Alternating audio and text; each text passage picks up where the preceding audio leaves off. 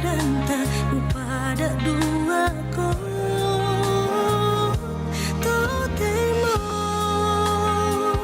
mulai ko iko untampiana sisula kapina sana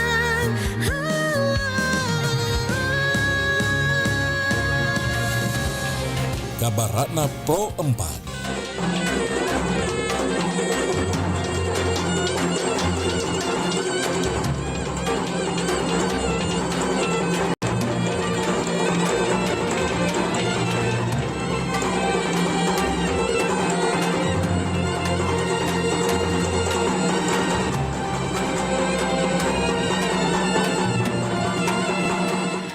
Sahabat budaya, kue lontar adalah salah satu kue khas dari Papua yang mirip dengan pai susu dari Bali. Kue ini biasanya terbuat dari bahan-bahan sederhana seperti telur, susu kental manis, gula, dan tepung. Lontar sendiri mengacu pada bentuk kue yang mirip dengan cetakan lontar, yaitu piringnya yang lebar dan datar. Kue ini biasanya disajikan pada acara-acara khusus atau hari raya yang memiliki rasa manis serta tekstur yang lembut. Dan cara pembuatannya sederhana, yaitu dengan mencampur semua bahan, menuangkannya ke dalam cetakan dan kemudian dipanggang hingga matang.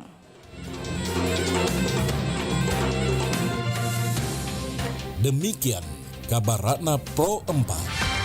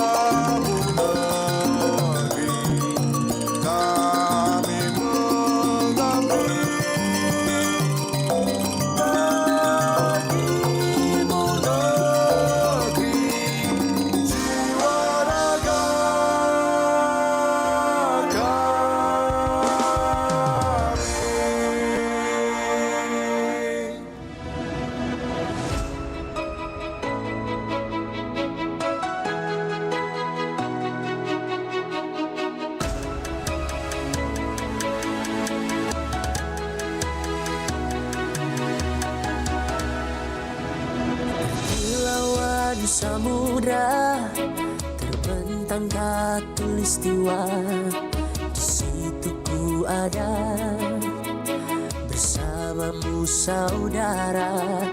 Beragam warna kita, suku tak selalu sama.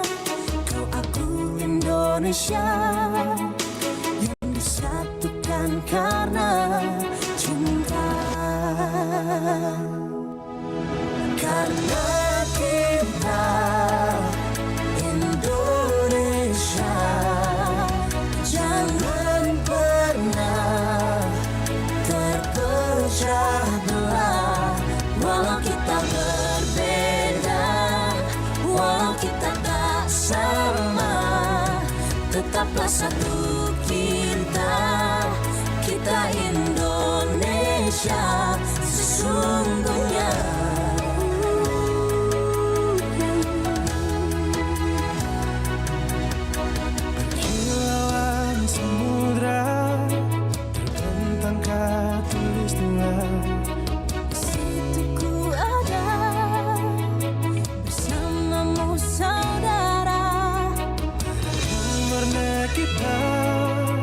Suku tak selalu sama. Kau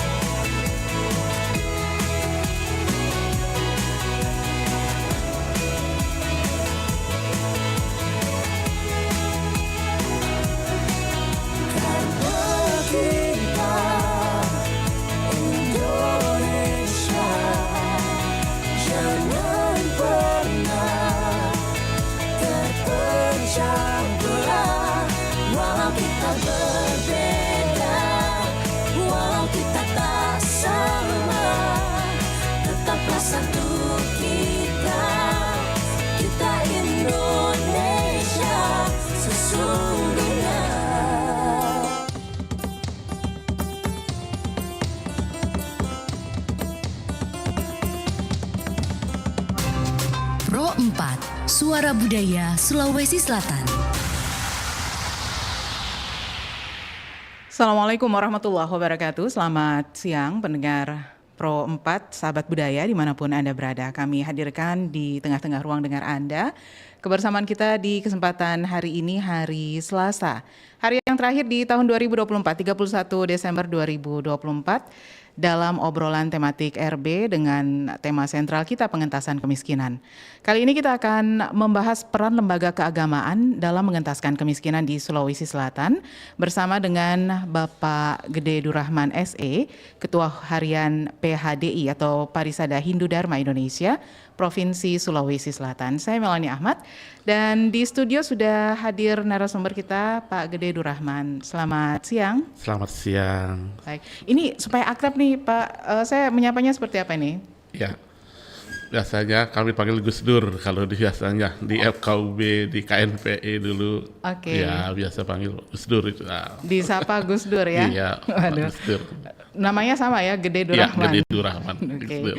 Baik, Gus Dur, ini kalau beberapa episode sebelumnya, Ya. setiap hari Selasa kami hadirkan obrolan tematik ini tentang pengentasan kemiskinan. Ada beberapa lembaga keagamaan yang kami undang ya. Ada dari perwakilan dari umat Kristiani, dari umat Islam, dan masing-masing itu punya persepsi tersendiri ya terhadap kemiskinan itu. Betul. Nah, di awal perjumpaan kita ini, Gus Dur, kita mungkin berikan sedikit pencerahan kepada pendengar kita. Sebetulnya dalam perspektif umat Hindu itu kemiskinan dilihat seperti apa nih, Gus Dur? Silakan. Baik, pendengar RRI Pro 4, umat sedharma yang berbahagia, terimalah salam kami. Assalamualaikum warahmatullahi wabarakatuh. Salam sejahtera untuk kita semua. Namo Buddhaya, salam, Om Swastiastu. Umat Hindu, pandangan kami di Parisada Hindu Dharma dalam menyikapi kata kemiskinan itu sebenarnya berawal dari apa sih cita-cita umat Hindu ketika hadir di dunia mengawal itu, yaitu ada 4 tujuan hidup manusia di dalam agama Hindu dijelaskan yang ada namanya catur purusa arta. Catur 4, purusa arta adalah menuju kebahagiaan. Jadi salah satu dari catur purusa itu yang pertama yaitu dharma, kebenaran. Segala sesuatu yang diraih itu mestinya mengacu kepada nilai-nilai kebenaran. Yang kedua, arta, kekayaan. Jadi umat Hindu dibenarkan untuk mencapai kekayaan itu, namun kembali dengan nilai-nilai kebenaran, tidak korupsi, tidak merampok, tidak itu. Artinya prinsipnya adalah nilai kebenaran itu menjadi utama di dalam catur purusa arta itu. Yang ketiga, kama. Kama itu adalah keinginan. Setiap manusia mempunyai keinginan untuk berkeluarga, berumah tangga, atau keinginan untuk memperoleh sesuatu yang lebih dari orang lain, tetapi acuannya adalah dengan dharma. Dan keempat adalah moksa. Moksa itu kebebasan dalam hidup ini, karena kita hidup ini sesungguhnya lahir akibat karma masa lalu yang tidak sempurna sehingga tetap lahir. Di kelahiran ini kita menebus karma masa lalu yang jelek untuk menjadi yang baik dan berharap tidak hanya dalam konteks surga tetapi menyatunya jiwa dengan Sang Pencipta. Itulah disebut dengan moksa, dan lebih ininya adalah moksatam jagat hita yaca iti dharma, menyatunya sang jiwa dengan Pencipta, terbebas dari terikatan baik itu samsara karena kemiskinan, penderitaan. Itu harapan luhur dalam konteks ajaran agama Hindu. Selanjutnya, kalau melihat definisi kemiskinan secara umum itu adalah kondisi ketika seseorang atau kelompok masyarakat tidak mampu memenuhi kebutuhan pokok. Apa kebutuhan pokok? Sandang, pangan, papan, sekarang kesehatan, terus pendidikan. Itu kan bagian-bagian yang umum yang menjadi hak dasar dari setiap umat manusia. Nah, penyebab kemiskinan ini tentu banyak hal. Apa? Satu, dalam sastra karena judi. Judi itu juga bagian yang membuat kemiskinan. Mabuk, malas bekerja. Ini dalam sastra, dalam agama itu diterjemahkan sedemikian karena sudah digariskan judi itu adalah musuh bagi, mungkin tidak hanya di agama Hindu, di agama lain pun malas itu juga bagian yang tidak dibenarkan, harus dihindari. Nah, kami kutipkan di dalam Rig Veda, salah satu kitab rujukan kitab agama Hindu, ada dijelaskan, wahai para penjudi, janganlah bermain judi, bajaklah tanahmu, selalu puas dengan penghasilanmu, pikirkanlah itu cukup. Pertanian menyediakan sapi-sapi betina dan dengan istrimu tetap bahagia.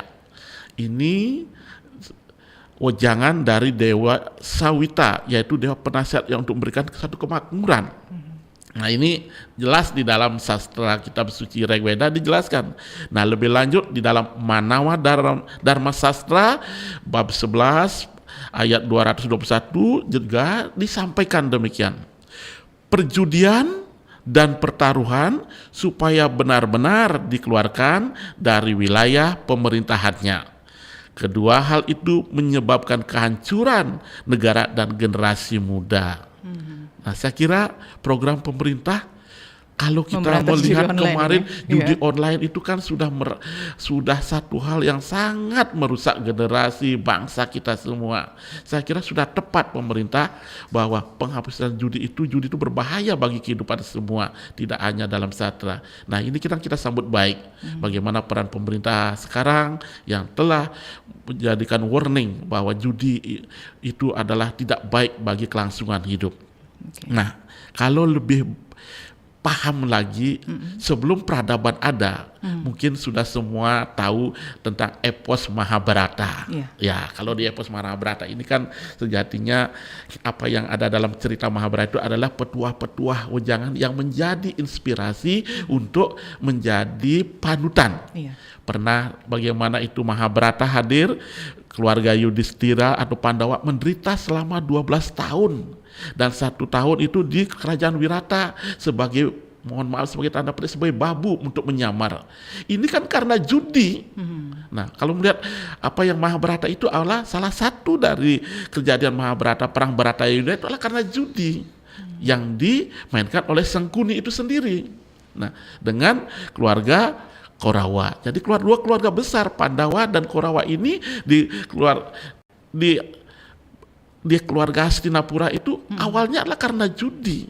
Jadi begitu dahsyatnya dampak judi itu, makanya kita ini tentu harus menghindari judi, belajar daripada epos Mahabharata dan cerita-cerita lain yang menjadi rujukan di dalam kitab suci Weda. Ribuan tahun yang lalu sudah ada warning ya. Sudah di warning. Tapi ternyata ini terjadi terus nih setiap tahun. Bahkan di zaman yang sudah semodern ini masih ada saja masyarakat atau individu yang terpengaruh ya. Betul. Untuk bermain judi. Tanpa menyadari mungkin atau dengan sadar bahwa akan ada dampak kemiskinan di depan. Nah, ini jadi seperti sebuah kewajiban sosial nih untuk umat Hindu ya, khususnya dalam hal ini agar gimana caranya nih, pendekatan seperti apa yang dilakukan agar masyarakat atau khususnya umat Hindu tidak tergoda untuk melakukan hal yang sudah di-warningkan ribuan tahun yang lalu. Baik, kewajiban Majelis Parisada sebagai majelis tertinggi umat Hindu tentu menjalankan bisama-bisama atau fatwa-fatwa yang ada dalam kitab suci itu untuk disampaikan kepada khususnya umat Hindu. Nah, penyampaian ini saya kira sejalan dengan pemerintah telah anjuran-anjuran, tetapi kita melalui siraman-siraman rohani. Nah, dalam pandangan agama Hindu dijelaskan bahwa hubungan manusia dengan Tuhan itu dapat dikatakan manawa sewa, madawa sewa. Artinya melayani manusia sama mulianya dengan melayani Tuhan. Nah, ketika ada saudara kita, umat kita yang terjerumus ke dalam judi, Ini perlu konseling, pembinaan, pelayanan, mengarahkan, jangan dijerumuskan. Tetapi bagaimana dia diperlakukan sama seperti manusia lainnya, sama dengan kasus narkoba umpamanya yang lain, tetapi dia diangkat, jangan sampai dia mengalami hal yang sama. Saya kira Presiden juga bagaimana tindakan kepada yang sudah menjadi bagian dari judi-judi ini kan direhabilitasi. Nah, konsep di Indo tentu pendekatan-pendekatan kemanusiaan, karena sesungguhnya jiwa kita dengan jiwa yang orang yang sudah terlanjur itu adalah sama-sama ciptaan Tuhan. Jadi diperlakukan sama halnya dengan memperlakukan ketika kita bakti kepada Tuhan, mestinya dia cuma jiwanya dalam hal ini sedang tertutup dengan hal yang tidak baik, yaitu terpengaruh dengan kemiskinan yang diakibatkan oleh karena malas, karena judi, atau ketidakmampuan memberdayakan, karena setiap manusia itu mempunyai potensi yang sama, tetapi kondisi keterlibatan dia terpengaruh dengan hal yang negatif, yang ingin cepat kaya tanpa harus kerja keras, yang ingin cepat memiliki sesuatu dengan hal-hal yang negatif. Nah, ini kan berpengaruh untuk jangka panjang, tidak memberikan keharmonisan antar umat beragama atau dengan lingkungannya dia berada. Oke. Gus Dur, ini kalau dilihat sampai terjerumus melakukan judi, mabuk ataupun malas, tidak mau bekerja, itu biasanya ya salah satunya kurang motivasi lah ya. Iya, betul. Motivasi itu bisa muncul kalau orangnya ini tahu bahwa ini hal yang bermanfaat untuk kita. Berarti ada unsur pendidikan di sana. Ya. Parisada Hindu Dharma sendiri, apakah ada pendekatan melalui pendidikan juga untuk membebaskan pikiran dari umat Hindu khususnya? Dalam konteks pendidikan sebenarnya sejak usia dini. Ya. Bagaimana umat Hindu, pendidikan itu adalah utama di dalam memberikan wejangan, karena dengan pendidikan yang baik sebenarnya dia sudah terbekali. Nah, bagaimana dalam konsep karakter. Nah, ini. Jadi pendidikan di dalam ajaran agama Hindu ada namanya pendidikan yang dimulai mulai dari TK, artinya Pratama Widyalaya, atau kedua namanya Adi Wilayah. Nah, itu tahapan-tahapan pendidikan formal yang telah dilaksanakan oleh pemerintah, baik pendidikan non formal seperti di Pasraman. Kalau teman-teman di Muslim mungkin namanya pesantren. Kalau kami ruang pendidikan bagi anak-anak kita itu sejak dini dibekali di pendidikan Pasraman. Nah, disinilah ruang anak-anak kita diberikan edukasi bagaimana rujukan sastra-sastra yang bertentangan, yang tidak boleh dilaksanakan, tidak boleh dilakukan. Ini penting terutama bagi anak-anak kita. Nah, bagaimana yang sudah terlanjur kena dampak daripada kemiskinan atau daripada judi ini, kita fokuskan dulu di judi.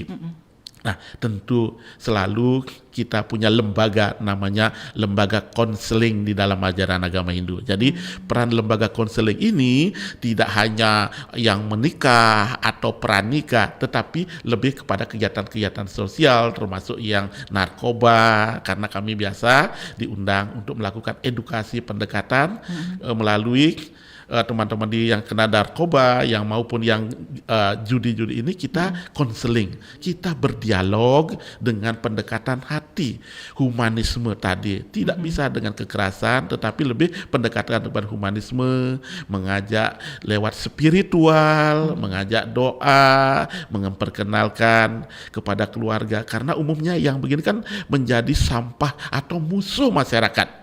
Karena selalu dicap ketika sudah ini pasti dicap yang tidak baik di masyarakat. Tapi peran lembaga parisade maupun lembaga-lembaga lain sebagai bagian yang peduli dalam membina hal-hal yang kemiskinan ini adalah semua terlibat. Jadi inilah peran majelis parisada didukung oleh lembaga-lembaga keagamaan lain. Ada wanita Hindu Dharma yang terkait dengan perempuan, ada wanita Hindu Dharma yang terkait dengan kerohaniawan, ada Pinandita Sanggraha Nusantara yang yang terkait dengan kepemudaan ada namanya Prada dan ada dengan KMHDI. Inilah semua berperan di dalam melaksanakan bimbingan, konseling, sehingga harapan kita, harapan pemerintah juga semua itu terbebas dari masalah kemiskinan, khususnya yang disebabkan oleh pengaruh judi atau mabuk juga. Ini kan tidak hanya judi, mabuk juga itu juga membuat kita miskin, membuat rumah tangga hancur.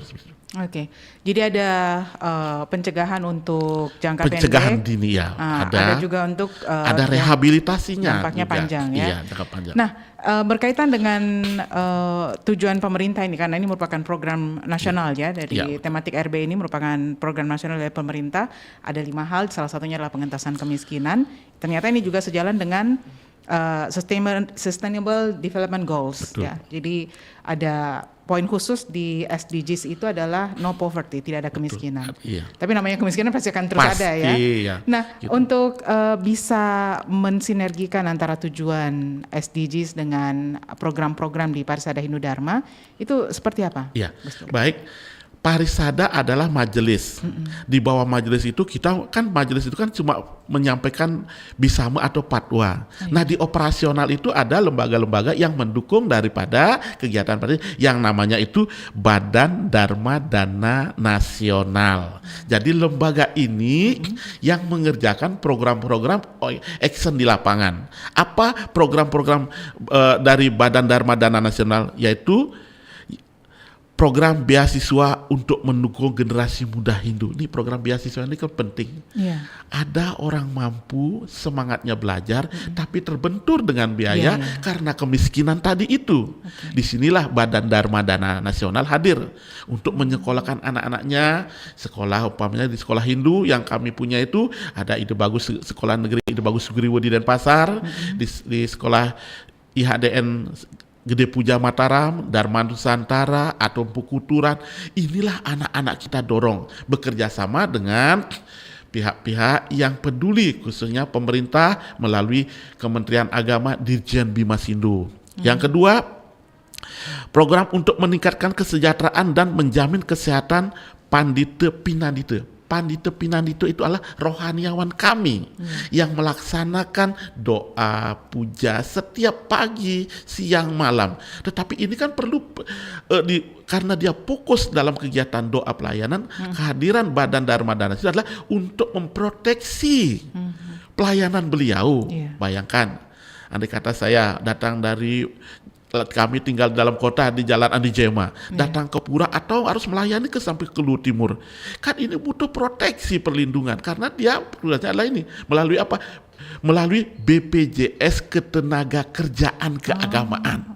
Jadi semua lembaga potensi-potensi yang memberikan pelayanan ini kami bekerja sama dengan BPJS Ketenagakerjaan Keagamaan untuk minimal memproteksi dalam pelayanan beliau itu ketika terjadi sesuatu, ketika orang meninggal itu tidak hanya disambut dengan doa turut berbela-sungkawa, tapi ketika meninggal itu kan ada hal juga yang harus dilaksanakan prosesi seperti ngaben atau umpamanya dia ada terjadi risiko kecelakaan. Nah, proteksi dari BPJS Ketenagakerjaan Keagamaan ada 2. Ketika terjadi kecelakaan ditanggung pengobatannya. Terjadi risiko kematian ada santunan sebesar 42 juta. Ini kan penting bagi keluarga yang ditinggalkan sehingga kehadiran beliau bermanfaat bagi keluarga dan umat. Itulah peran-peran Parisada untuk memproteksi. Dananya dari mana? Patungan iuran dari umat yang wajib umat Hindu itu 2,5% disisihkan untuk kegiatan amal, dalam hal ini untuk dana punya, dan itu di dalam sastra dibenarkan.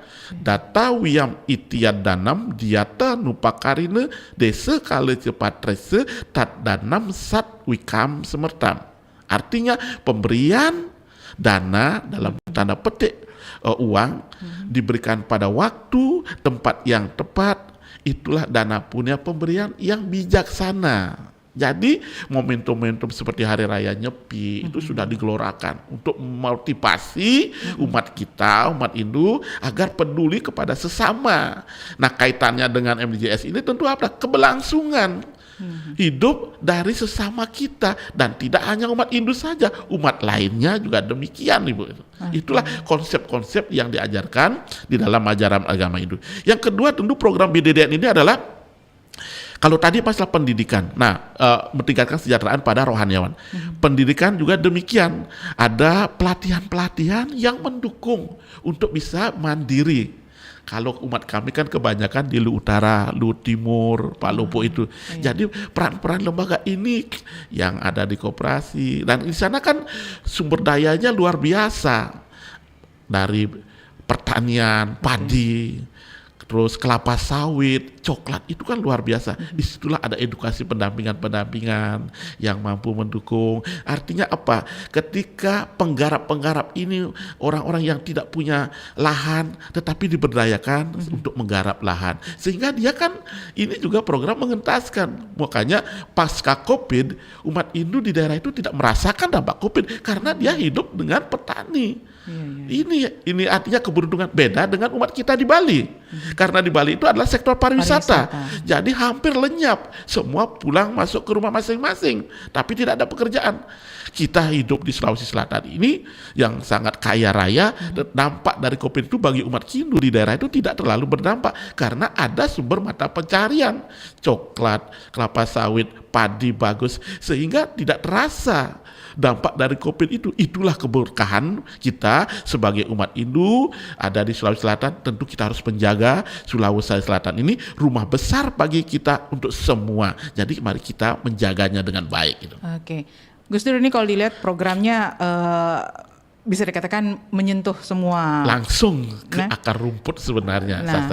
Nah itu dia. Jadi bagaimana nantinya Parisada Hindu Dharma ini, kalau tadi sudah ada saya anggap sih kolaborasi dengan pemerintah yang melalui BPJS Ketenagakerjaan Keagamaan tadi, itu sudah ada perhatian dari pemerintah. Tapi seperti apa perhatian lebih dalam lagi dari pemerintah ini, kita akan lanjutkan sebentar, Gus ya. Kita jeda dulu sebentar, kita akan kembali lagi. Sahabat Budaya, masih di obrolan tematik RB pengentasan kemiskinan. Pak Anto, saya dengar keluarga Bapak baru saja menerima bantuan sosial dari pemerintah ya? Alhamdulillah Bu Rina, bantuan ini sangat membantu kami, terutama di masa sulit seperti sekarang ini. Kami jadi bisa mencukupi kebutuhan sehari-hari dan anak-anak juga tetap bisa bersekolah. Syukurlah Pak, bantuan sosial memang dirancang untuk membantu masyarakat yang sedang kesulitan kan? Prosesnya sulit nggak Pak? Tidak Bu Rina. Cukup mendaftar di kelurahan dan mengikuti prosedur yang ditentukan. Informasi tentang bantuan sekarang mudah didapatkan. Jadi, semua orang yang membutuhkan bisa tahu cara mendapatkannya.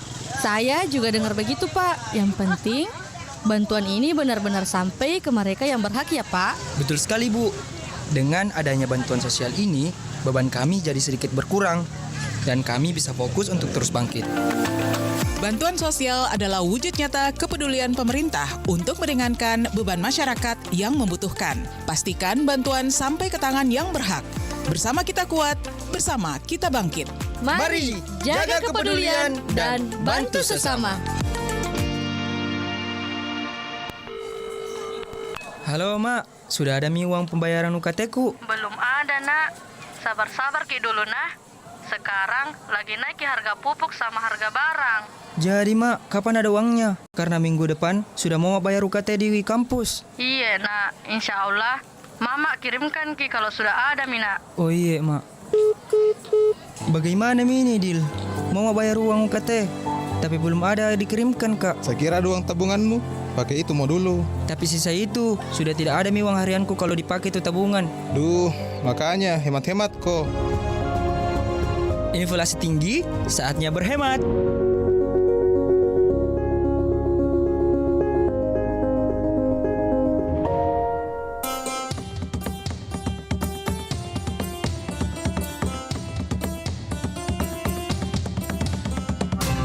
Pro 4, Suara Budaya Sulawesi Selatan.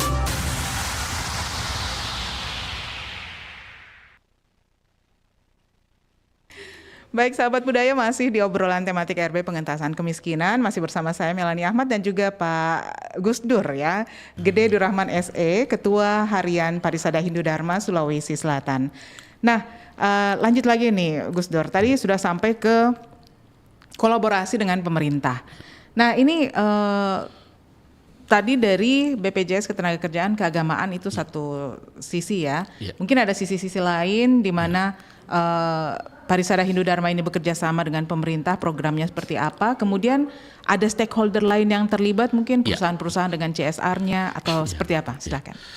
Baik, Parisada Hindu Dharma dalam Kementerian Agama, khususnya Dirjen Bimas Hindu. Dalam sumber-sumber pembiayaan itu kan luas juga, selain tadi dengan yang pemerintah baik di provinsi, di gubernur atau kabupaten kota, tentu ada juga dalam hal ini Dirjen Bimas Hindu dari Kementerian Agama. Beliau sangat sering membantu untuk rumah ibadah pura, terutama pendidikan, sekolah-sekolah. Jadi kami dalam pendidikan formal, non formal itu sudah ada sekolah formal tingkat SD, SMP, tingkat SD, TK dan SD, Pratama Widya, Adi Widya Pratama itu di Kabupaten Luhut Timur, Desa Papuro. Jadi itu anak-anak bernuansa sekolah itu sama dengan di pesantren, sama dengan itu sodesnya. Inilah sering dibantu kami oleh beliau, termasuk di daerah-daerah lain. Jadi peran Dirjen Bimas Hindu melalui Pembimas di sini, Pak Kanwil itu bagian daripada yang memantik untuk lebih, mungkin bantuannya tidak besar, tetapi itu dengan dibantu itu umat Hindu lainnya membantu bergotong royong untuk umpamanya membangun sekolah minggu atau kebutuhan di pura. Itu mungkin bantuannya kecil tetapi tidak bisa menghasilkan sampai tuntas bangunannya, tetapi umat Hindu tetap harus berkontribusi untuk melanjutkan. Jadi bantuan-bantuan kecil tetapi dengan itu adalah pemantik untuk bisa kita bergotong royong. Yang kedua, kami juga di dalam meningkatkan SDM itu biasanya bekerjasama dengan lembaga-lembaga lain seperti Kemenko, PMK, jadi Kementerian Koordinator Bidang Pembangunan Manusia dan Kebudayaan, waktu masih bagaimana untuk mendorong gerakan nasional reposisi mental ini. Jadi menyasar anak-anak di usia dini SD, SMP, SMA itu agar bisa mengaplikasikan gerakan nasional reposisi mental melalui yaitu gotong royong, ada sifat-sifat kejujuran yang harus diterapkan dalam hal ini. Jadi aksi-aksi nyatanya itu bagaimana sejak dini anak-anak itu sudah dinilaikan nilai-nilai kejujuran, punya totalitas, integritas yang tinggi tentang kecintaan tentang Indonesia. Nah ini kerja-kerja sama. Yang kedua juga dengan kesehatan. Jadi pola hidup bersih dan sehat dengan Kemenkes itu juga karena di pura itu karena kami dilombakan juga biasanya. Jadi bagi pura selain tempat ibadah juga untuk kegiatan-kegiatan pelayanan sosial, untuk pendidikan, pelayanan keagamaan, dan yang terpenting adalah pura juga melalui bantuan dari Pak Dirjen ini jadikan untuk PMK, untuk UMKM. Nah, bagaimana berusaha di pura itu dengan memanfaatkan kondisi di pura seperti penyediaan sarana persembahyangan, koperasi. Jadi kebutuhan umat itu kan banyak sebenarnya. Nah, di sinilah dia peran, ada koperasi, ada UMKM berkembang, ada hal-hal umat yang punya potensi bisa mendukung membuat dia bisa mandiri, ini dikembangkan di lingkungan pura. Jadi ini pura bukan cuma sekedar sebagai rumah ibadah, tapi jadi pusat kegiatan ya. Konsep pura tidak hanya zaman dulu kan pandangan kan cuma untuk rumah ibadah, datang ke pura sembahyang tidak, tetapi untuk bersosialisasi, masalah mengedukasi, karena di sana ada pelatihan-pelatihan kepemudaan, pendidikan, semua. Jadi pura kami yang ada khususnya di Makassar di Jalan Perintis kilometer 12 nomor 162 itu banyak kegiatan kalau hari Minggu. Jadi itu semua wanita konseling, jadi untuk program-program wanita Hindu Dharma semua hidup. Jadi semua lembaga-lembaga yang ada dalam binaan Parisada, Prajaniti, WHDI tentang pemuda, KMADI, kadernisasi itu semua berjalan di pura. Nah itulah kayak kami di luar dari Bali itu biasanya kalau di Bali kan paling ngumpul di satu tentu karena luasnya, kami di pura itu semua sekretariat kami tunggal di pura saja. Semua ada ruang-ruang yang aula yang untuk kegiatan pembelajaran anak-anak pasraman, terutama bagaimana anak pasraman ini yang sekolah minggu ini setiap pagi itu diawali dulu dengan sembahyang bersama, diajarkan yoga. Jadi betul-betul dia belajar ketika di sekolah tidak dapat pelajaran agama, hari Minggu itu semua di pura dapat pendidikan. Nah, ketika datang ke pura pasti diantar oleh orang tua. Orang tua di sini berinteraksi, melaksanakan hal-hal, menekankan ada pencerahan-pencerahan atau sosialisasi BPJS atau kesehatan yang terkait. Nah, jadi setiap hari raya Nyepi, ini tahun baru Saka Nyepi nanti kan di tanggal 2 bulan Maret, tahun baru Saka 1447 2 bulan kan Maret. Jadi kegiatan-kegiatan itu penuh melaksanakan dalam rangka tentu ini juga mendukung untuk program pemerintah. Yang kita ini pasti kita mendukung. Pernah kami dapat bantuan kerjasama dengan CSR dari salah satu dari penghasil susu, mungkin salah satu obat-obatan, kami diberikan susu mungkin hampir 5M nilainya. Salah satu produk susu mungkin karena di pusat bagus. Nah, BDDN tadi ini bekerja mencari sumber-sumber. BDN mungkin tidak banyak punya uang, tetapi berkolaborasi. Jadi penerapan susu gratis sebenarnya untuk ibu-ibu yang terutama risiko stunting.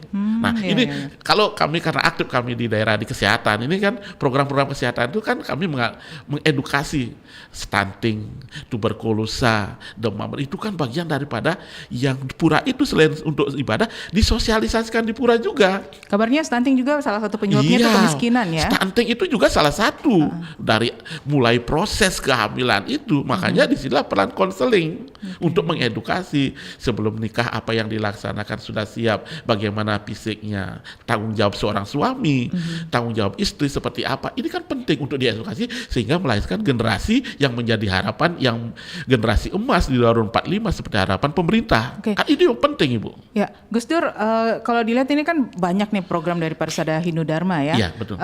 Cara mengukur keberhasilan dari program-program pengentasan kemiskinan yang berbasis agama ini seperti apa, Gus? Nah, kalau tolak ukur keberhasilan pengentasan kemiskinan khususnya di lingkungan Pura Girinate itu, pertama Bu, kalau kita turun ke daerah, kalau melihat rumah ibadahnya, kalau kalau di daerah kelompok masyarakat yang mayoritas Hindu, pasti banyak pura-pura. Sebenarnya itu sama dengan musola. Kalau teman ini, ada musolanya, kamar sucinya. Itu kalau itu rumahnya megah-megah, itu kan satu keberhasilan karena rumah Tuhan itu lebih diprioritaskan dari rumah pendirinya. Yang kedua, ketika keluarga masuk datang ke Makassar, sekolah di Unhas, di UNMN. Jadi setiap tahun itu kan datang ke pura, kumpul di sana oleh mahasiswa. Kami kan memberikan pencerahan di situ, berapa yang hari ini hadir. Yang kuliah hari ini ada 250 menyebar di sini, entah dengan program beasiswa atau yang lainnya. Itu ada kemampuan keluarga untuk meningkatkan status pendidikan ke jenjang perguruan tinggi. Itu kan satu tolak ukur. Dia mampu mensekolahkan. Yang kedua, ekonominya. Kalau setiap orang sudah membeli sawah atau sampai lari ke Sulawesi Tengah, Poso, membeli lahan lari, itu artinya ada ruang untuk berekspansi. Karena umumnya masyarakat kami di Timur itu dan Luta itu adalah dari pertanian. Ini tolak ukur. Nah, yang kedua itu bagaimana momen-momen hari raya besar keagamaan itu nampak. Bagaimana perayaan hari raya Galung, hari raya Nyepi, semaraknya seperti apa. Biasanya di situ dilihat, ternyata ini dari baru masuk ke Bali Rejo atau Kertaraja, semaraknya luar biasa. Ada semangat untuk merayakan hari Rama, mungkin dalam konteks itu terlalu berlebihan dalam ini. Tetapi itu semangatnya ketika rasa syukur dan bakti kepada Tuhan atas segala karunia. Pertaniannya berhasil, lingkungan di sana bisa aman, tentram bersama ini, terus bisa menyekolahkan anaknya, ada mobilnya, ada ininya. Itu kan tolak ukur keberhasilan dari ini, khususnya masyarakat kami di Sulawesi Selatan seperti itu. Itu kan tolak ukur ketika datang ke daerah, jalan bagus di depan sampai ke pekarangan. Itu kan satu, makanya kalau melihat Ibu bagaimana program pemerintah dalam Astacita. Dalam program Astacita itu mungkin Ibu tahu yang ke-6 yaitu membangun dari desa, dari bawah untuk menuntaskan kemiskinan dan kemakmuran, kan itu sudah benar apa yang di Asta Cita. Asta itu 8, Cita itu program itu, yang ke-6 itu membangun dari desa, dari bawah untuk menuntaskan kemiskinan dan kemakmuran. Itu kurang lebih salah satu dari Asta Cita itu sudah tepat. Jadi program Parisade itu membangun itu, turun lapangan itu penguatan ekonomi kerakyatan ini penting. Ketika apapun terjadi, jangan sampai semua beras dari import, stop import, kita mati kelaparan di lumbung yang sebenarnya cukup menjanjikan, cukup kaya di Indonesia. Nah, Luwu Timur, Luwu Utara itu kan penghasil panen padi yang paling besar, Ibu, di Sulawesi Selatan setelah Sidrap. Ya itu ininya, makanya kita bersyukur teman-teman. Oke, Gus Dur, menarik sekali ya. Ternyata aktivitas atau komunitas dari umat Hindu ini banyak di daerah Luwu Timur, Luwu Utara ya. Iya, betul. Yang menarik di sini bisa dikatakan teman-teman umat Hindu ini kan asalnya dari Bali ya. Betul. Membawa local wisdom yang berbeda dengan apa yang ada di Luwu Timur. Untuk bisa melakukan meleburkan mengkolaborasikan hal ini gimana? Baik, umat Hindu datang ke Sulawesi Selatan kurang lebih di tahun 1970. Zaman itu Bapak Presiden RI Bapak Soeharto dengan program pemerataan penduduk KB itu sangat gencar memindahkan umat Hindu yang dari Bali ke Sulawesi, tidak hanya Sulawesi Selatan, Sulawesi Tenggara, Lampung. Pasca 63 juga Gunung Agung meletus, itu kan banyak yang ke Lampung. Nah, khususnya di Sulawesi Selatan tahun-tahun 70-an, era 70-an itu betul-betul memang kondisi saat itu sangat berat tantangannya. Nah, setelah pasca reformasi menikmati hasil daripada perjuangan-perjuangan seperti sekarang ini. Nah, kita umat Hindu umumnya kan di sektor pertanian dan perkebunan. Nah, bagaimana perilaku umat Hindu ketika berada di negerinya orang dan bisa mampu beradaptasi dengan lingkungan, tidak membuat kecemburuan sosial. Nah, seperti Pak Harta, Pak Bupati, Ibu Indah, itu orang-orang yang sangat care dan peduli. Dan kita tahu diri, kita bisa hidup sesuai dengan kondisi di mana kita berada. Nah, tentu Sulawesi Selatan itu adalah yang mempunyai hal-hal yang sangat kearifan lokal yang sangat bijak.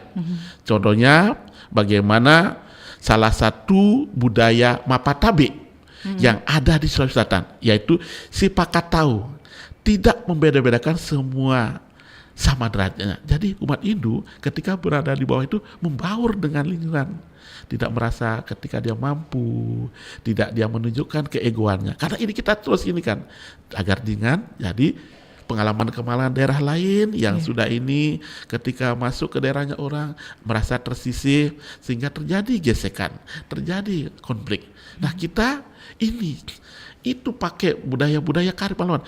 Si Pakro tidak membedakan semua sederajat. Jadi dalam keberadaan umat kita, khususnya para petani ini membaur dengan lingkungan Bugis, Jawa, Lombok, karena itu kan awalnya kan itu pendatang-pendatang itu yang membangun di Tanah Luwu itu. Yang kedua, si Pakalebi saling menghargai sesama umat manusia. Jadi kalau hari raya Nyepi, Idul Fitri, semua membaur dalam kegiatan seperti Dharma Santi. Semua potensi-potensi dalam rangka membangun kerukunan umat beragama di situ sangat baik. Makanya Luwu itu adalah miniatur Nusantara di Sulawesi Selatan dan sangat sudah diakui oleh pemerintah dan umat warga di situ. Selanjutnya tentu si Pakainga, yakni saling mengikatkan. Bila mana ada saudara kita yang lapar, jangan sampai mati kelaparan akibat kita tidak peduli dengan tetangga warga di sekitarnya. Ingat, manawa sewa, madawa sewa, melayani diri sendiri, melayani orang lain, sama dengan baktinya, sama mulianya melayani Tuhan itu sendiri. Nah, kalau ini sudah dipegang, saya kira tidak akan terjadi konflik. Dan terbukti sampai saat ini semoga kita di Sulawesi Selatan tidak pernah ada konflik karena masalah agama, masalah kecemburuan, karena masyarakat kita bisa menempatkan diri di mana dia berada, di mana dia dan nah inilah yang kita inginkan. Jadi selalu taat dan bakti kepada guru wisesa. Guru wisesa itu adalah ada guru pemerintahan, baik itu seorang bupati, baik itu camat. Ini adalah harus ditunjukkan kepada kita bakti. Selain bakti kepada Tuhan itu ada 4 guru yang harus dibaktikan oleh umat Hindu, yaitu Tuhan itu sendiri, guru wisesa, guru swadhyaya, Tuhan itu sendiri, guru wisesa pemerintahan, guru rupaka orang tua, dan guru pengajian pendidikan. Jadi ada 4 guru yang umat Hindu dibaktikan. Salah satunya ketika berbicara tentang kemiskinan, kembali bahwa pemerintahan itu adalah guru kita yang membimbing kita, yang bisa bekerja sama dimanapun kita berada. Ini penting untuk bagaimana menerapkan dari kitab suci kita di tatanan akar rumput, terutama daripada pimpinan-pimpinan majelis baik di desa maupun di Oke, nah ini berarti nilai-nilai yang dibawa oleh umat Hindu itu sendiri dikolaborasikan dengan nilai-nilai yang ada di local wisdom setempat. Betul. Ya, Pak Gus Dur.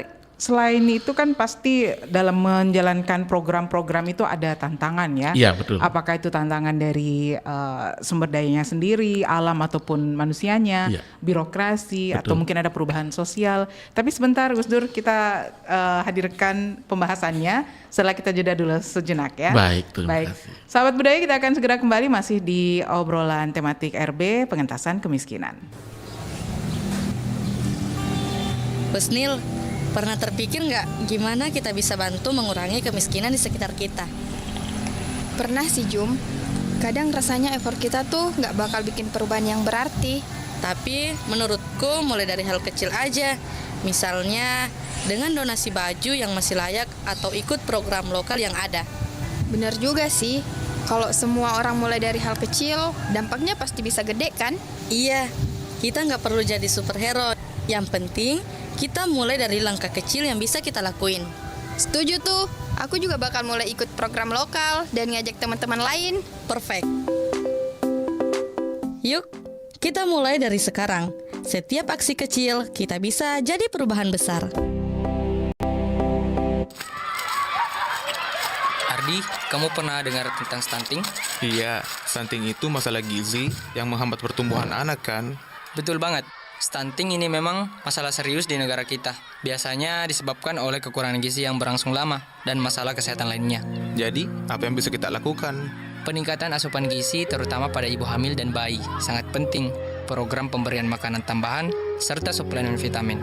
Dan edukasi orang tua mungkin harus tahu cara memberi makan yang bergizi atau pentingnya pemeriksaan kesehatan rutin.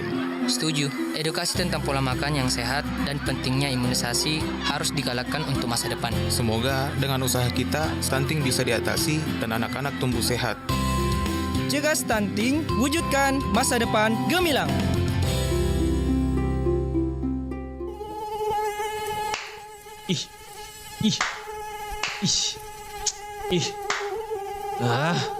Banyak banget ya nyamuknya di sini. Pantes. Gimana nggak banyak nyamuk coba? Baju kotor bukannya dicuci, malah digantung. Makanya, siapa suruh gantung pakaian kotor? Jadi sarang nyamuk kan akhirnya?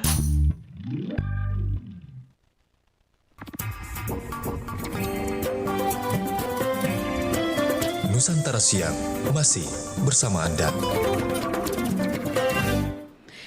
Pendengar sahabat budaya dimanapun Anda berada, kita lanjutkan lagi perbincangan kita dalam obrolan tematik RB pengentasan kemiskinan. Masih bersama saya Melani Ahmad dan juga Gus Dur, Bapak Gede Durrahman SE selaku Ketua Harian Parisada Hindu Dharma Sulawesi Selatan. Nah, tadi kita sudah sampai pada tantangan apa ini yang dihadapi oleh Parisada Hindu Dharma dalam menjalankan programnya, Gus Dur? Ya. Tentu apa yang tadi telah kami sampaikan tidak semulus dengan apa yang saya ceritakan hari ini. Iya. Karena kami di Makassar sudah 35 tahun. Umat kami itu Bu, selain umat Hindu yang dari Bali, tentu ada saudara kita Hindu Aluk Todolo. Itu Hindu itu yang ada di Tanah Toraja. Dan Hindu Tolotang, Toani Tolotang di Sidrap. Itu yang di pedalaman itu tentu masih membutuhkan uluran tangan. Makanya tantangan kami adalah bagaimana yang jarak yang begitu jauh, kondisi ekonomi juga yang masih membutuhkan sentuhan-sentuhan ini. Nah, contoh yang paling mudah adalah ketika berbicara tentang untuk kemanusiaan seperti masalah peningkatan SDM atau memberikan program beasiswa sekolah, ini umumnya masyarakat belum banyak yang menyadari. Tetapi ketika berbicara tentang pembangunan pura atau hal yang terkait dengan langsung menyentuh mungkin dengan ketuhan itu sendiri, itu agak lebih cepat direalisasikan. Jadi kami masih punya tantangan terutama untuk bagaimana program-program beasiswa untuk bisa dikirim ke Mataram, ke Bali, baliknya itu harapan kita dia membangun desanya sendiri. Karena di desa sebenarnya banyak peluang potensi untuk bisa digarap. Dengan pengetahuan yang tinggi, dia bisa membedakan mana yang baik dan mana yang buruk. Nah, itu tujuannya pendidikan itu adalah mengangkat derajat. Uang punya, tetapi kalau pendidikan lemah itu juga akan membuat dia mabuk, dia akan membuat dia miskin juga. Tetapi kalau kita berikan pengetahuan yang baik, dia bisa membedakan mana yang baik, mana yang buruk. Jadi itulah kelebihan dari pengetahuan. Dia bisa mengangkat derajatnya dengan pengetahuan. Dia bisa berakselerasi melakukan percepatan dibanding dengan hanya memberikan modal dalam kondisi masih kurang. Yang kedua, tentu di sektor pendidikan ini masih banyak yang harus kami benahi. Karena itu kodrat umat kami tidak hanya ada di daerah mungkin yang agak lebih maju atau di Sidrap juga lebih maju pendidikannya, tetapi di pedalaman pesisir ini masih banyak juga. Inilah kami selalu dengan Badan Dharma Dana Nasional, jadi tidak hanya tadi pendidikan, tapi kami mulai memberi aset dengan aset yang baik seperti harap ini yang membeli kelapa sawit umpamanya di Kalimantan, itulah hasilnya itu nanti diproduksi itu bisa mengalir ke bawah. Jadi kita mendukung program-program dari Badan Dharma Dana Nasional ini. Nah, itu berapa birokrasi saya kira hubungan dengan pemerintah cukup baik, relasi kita dengan di daerah. Cuma itu kembali pada internal kami sendiri meyakinkan umat kita untuk hal yang positif masalah pendidikan, kemanusiaan itu tentu sangat masih perlu penyadaran sehingga ada kesadaran yang timbul. Jadi bagaimana ajaran suci yang membenarkan bahwa dana punya penggalian itu penting untuk kelangsungan sesama kita orang lain itu. Oke. Nah, itu sepertinya menjadi sebuah harapan juga untuk para sadar Hindu Dharma. Nah, kalau Parisada Hindu Dharma melihat peran SDGs ini kan secara global ya. Iya, betul. Ini apakah bisa dikatakan bisa mengatasi atau mengentaskan kemiskinan sampai masa depan ini? Iya, tentu Bu, kami ingin mengimbau mengajak kepada umat tuntanya untuk selalu bekerja keras, menghindari malas tadi itu, menghindari jang judi ini, karena ini penting untuk kelangsungan. Semua agama telah mengajarkan bagaimana bekerja keras itu dampaknya tidak malas, apalagi dengan konteks persaingan, khususnya anak-anak muda kita di generasi Z ini. Jangan bangga Anda sebagai generasi Z, tapi ketika Anda sudah mulai dikepung dari luar masuk ke Indonesia, kita akan menjadi penonton di negeri sendiri. Nah, ini kan penting bagi kita para lembaga untuk mengarahkan anak-anak kita, generasi kita dalam kondisi ini biasanya kan mungkin dia lebih banyak cueknya, dia lebih asik dengan gadgetnya. Tetapi kami sebagai orang tua, sebagai majelis selalu menghimbau, mengajak kepada anak dan generasi kita untuk senantiasa bekerja keras dan mendukung program-program pemerintah. Nah, konteks hubungan dengan pemerintah ini penting bagi kita agar mendukung sehingga keberlangsungan pembangunan minimal dengan rukun, tidak membuat onar dan bersatu mendukung program pemerintah khususnya di Sulawesi Selatan. Dengan aman dukung itu saya kira laju pertumbuhan ekonomi Sulawesi Selatan ini kan sangat baik.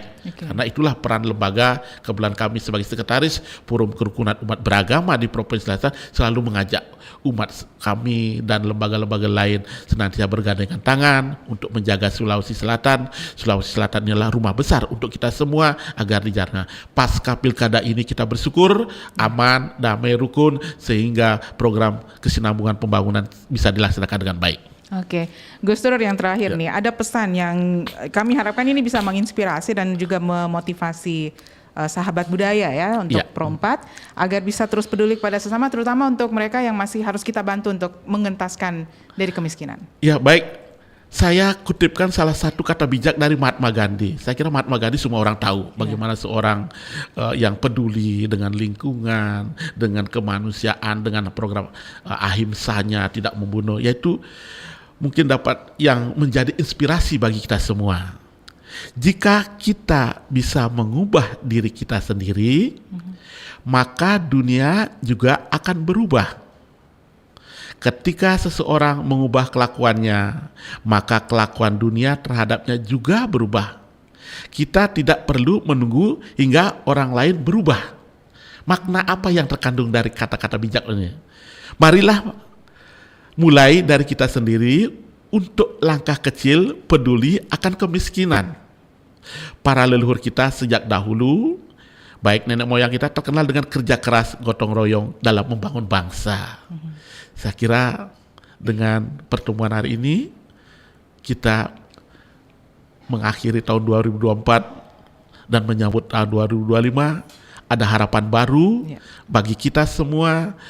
2025 adalah hari yang baik, hari yang cerah untuk kita semua. Amin. Baik, Gus Dur, terima kasih untuk inspirasi dan juga motivasinya. Mudah-mudahan apa yang disampaikan tadi memulai perubahan itu dari diri sendiri. Kita sendiri. Semua individu yang mendengarkan ini sudah bisa memulainya di hari ini ya. Iya. Insya Allah nanti tahun depan kita coba untuk evaluasi lagi seperti apa ke depannya ya. Gus Baik. Dur, sekali lagi terima kasih kebersamaannya siang ini. Kita akan jumpa lagi di edisi yang berikutnya. Terima kasih. Terima kasih Mbak sekali Melani. lagi. Ya. Ya. Selamat siang. Assalamualaikum. Siang.